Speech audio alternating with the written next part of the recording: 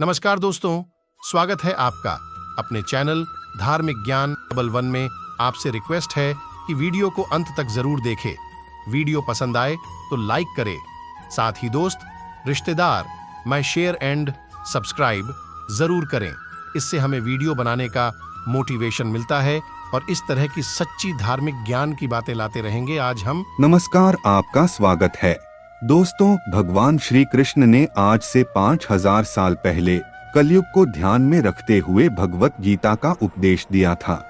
गीता उपदेश में श्री कृष्ण ने इस संसार के सभी कष्टों के निवारण और सफलता प्राप्ति के उपाय बताए थे, जिस वजह से भगवत गीता को हिंदू धर्म का सबसे अधिक पवित्र ग्रंथ माना जाता है।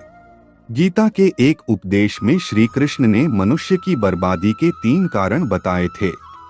श्री कृष्ण के अनुसार मनुष्य अपने जीवन में इन्हीं 3 कारणों से अपने किए गए सभी पुण्य नष्ट कर देता है।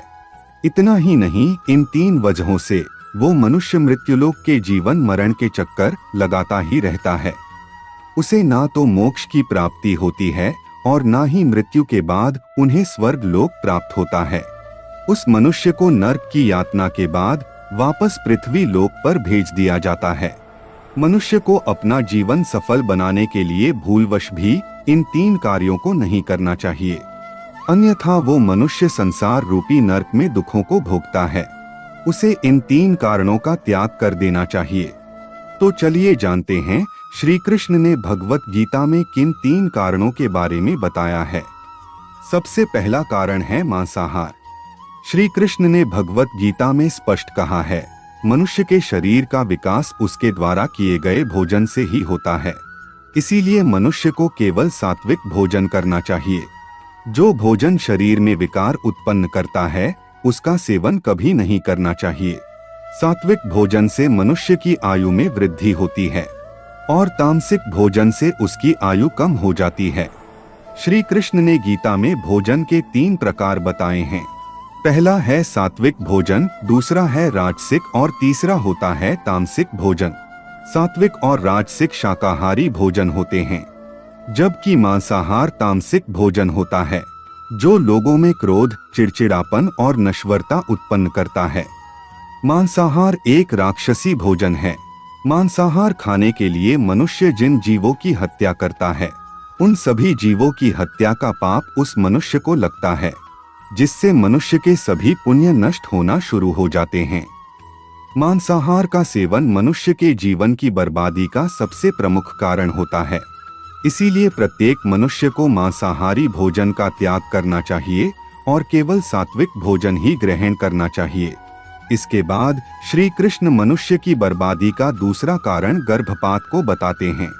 श्री कृष्ण गर्भपात के बारे में अर्जुन को बताते हुए कहते हैं कि इस संपूर्ण ब्रह्मांड में सबसे बड़ा कार्य नए जीव की उत्पत्ति करना होता है, परंतु जो मनुष्य अपने स्वार्थ के वश में होकर गर्भपात करवाता है, वो मनुष्य ब्रह्म हत्या से भी बड़ा पाप करता है।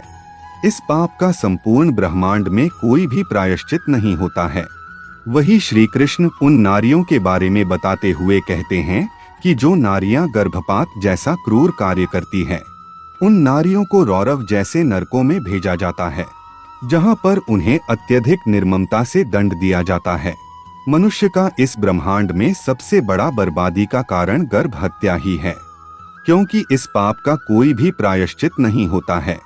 इसके बाद श्री कृष्ण अर्जुन को मनुष्य की बर्बादी का अंतिम यानी तीसरा कारण बताते हुए कहते हैं, किसी भी नारी के साथ गैर संबंध बनाना सबसे बड़ा पाप है। मनुष्य अपनी वासना के जाल में आकर अपनी स्त्री के अलावा पराई स्त्री के साथ गैर संबंध बनाकर अपने जीवन को नष्ट कर देता है। वासना मनुष्य की बर्बादी की सबसे प्रमुख वजह होती है, जो उसे गैर संबंध बनाने के लिए उकसाती है। पराई स्त्री से संबंध बनाने से मनुष्य का चरित्र नष्ट हो जाता है और इस चरित्रहीनता के कारण वह मनुष्य अपने गौरव और कुल का सर्वनाश कर देता है। पराई स्त्रियों से संबंध बनाने की इच्छा उस मनुष्य को बर्बादी के द्वार तक ले जाकर छोड़ देती है, और जो मनुष्य अपने चरित्र को बचाता है और कामुकता के वश में आकर पराई स्त्री से संबंध बनाने जैसे नीच कार्य नहीं करता है, वो मनुष्य मृत्यु के बाद स्वर्ग लोक को प्राप्त करता है। इतना ही नहीं, श्री कृष्ण अंत में यह भी कहते हैं कि कोई भी मनुष्य जो भी कर्म करता है उसे स्वयं ईश्वर अपनी सहस्त्र आंखों से देखते हैं और उसके भाग्य को तय करते हैं।